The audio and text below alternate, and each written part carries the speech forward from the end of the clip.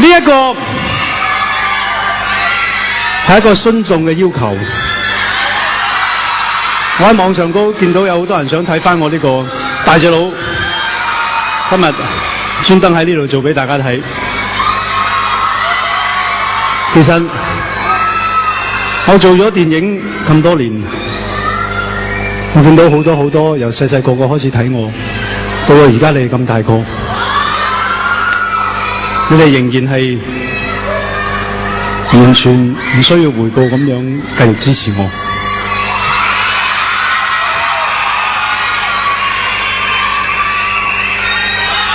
我係衷心咁多謝你哋。有好多人問我點解咁辛苦拍戲、拍廣告，咁咪揾到錢咯？使乜咁辛苦做演唱會啊？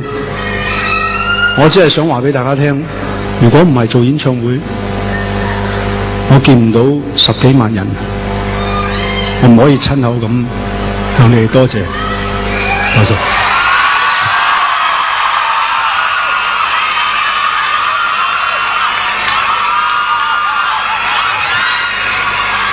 希望每一位坐喺呢度嘅朋友，如果你嘅朋友亦都係支持我嘅，幫我快去同佢哋講聲多謝。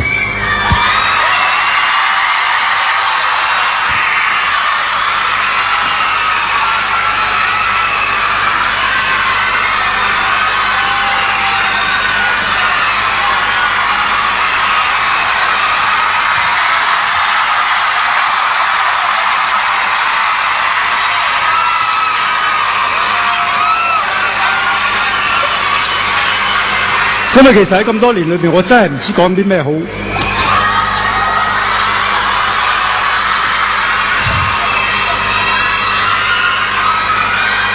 歌迷影迷，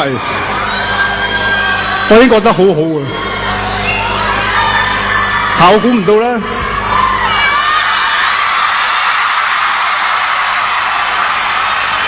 有好多傳媒嘅朋友佢一樣咁喜歡我，一樣咁想我，多謝你。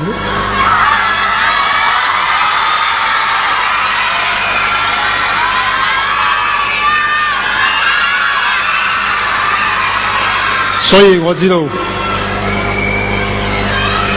我要俾心機做，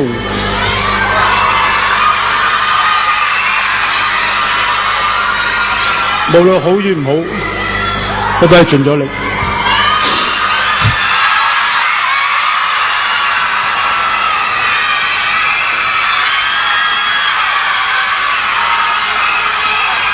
多謝晒。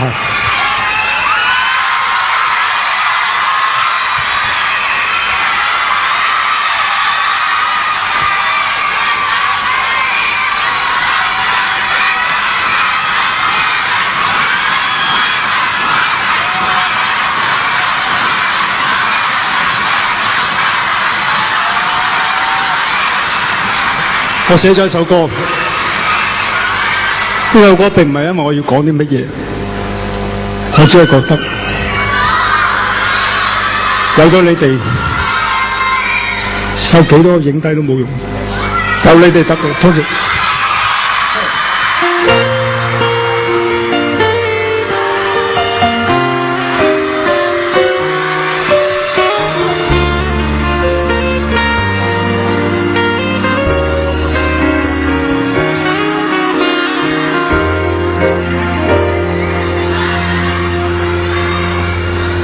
問到我，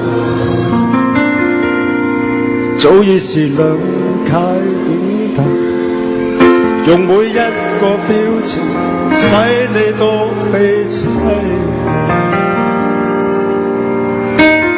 控制了觀眾最弱小的心靈，去令一切躲我璀璨以嚟。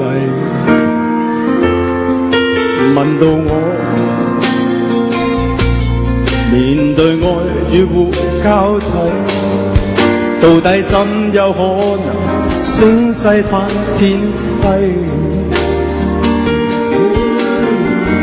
看見記者發問，沒半句無禮，冷靜的說，一一解答各位。能見一切好東西，無論氣氛再少都花卻了心計。為了幹活用半世，沒有一秒浪費，活着是沉迷，從來沒有好去享受美麗身邊的一切，你盼望一日。我諗感覺嘅嘢係一瞬間嘅，咁幾日落嚟我都覺得，我發覺其實以前我真係覺得演唱會我唔知點解啲人喊。我記得我係第一年演唱會，有個我歌迷唔小心喺唱歌跌咗落嚟。咁就我諗你都會睇到每一日我都會去拜拜，即係我做演唱會嘅時候。我記得除咗嗰次佢啱啱過身，我係最後一場嘅時候我喊過之外，喺我演唱會我基本上係從來都未喊過。我都唔知點解。我淨係發覺當我喊咗之後，我發覺好似好多人仲辛苦過我咁。即係我收到好多 email 啊，或者喺演唱會嘅期間，佢哋遞啲信俾我啊，喺門口啊，喺酒店啊，佢哋俾啲信我。即係佢哋傷心過我，咁但係我冇理由係帶傷心俾佢哋，我應該帶歡樂嘅。咁唔知點解